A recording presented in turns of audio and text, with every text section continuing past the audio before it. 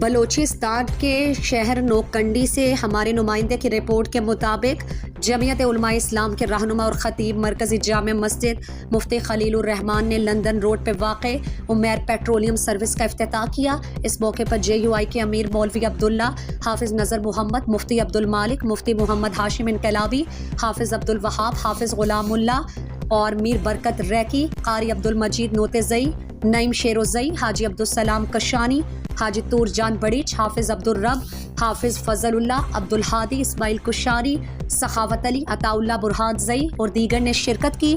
افتتاحی تقریب سے مفتی خلیل الرحمان نے خطاب میں کہا، رزق حلال عین عبادت ہے۔ کاروباری حلقے اپنے رزق اور جان و مال میں برکت کے لیے ایمانداری اور دیانتداری کا مظاہرہ کریں۔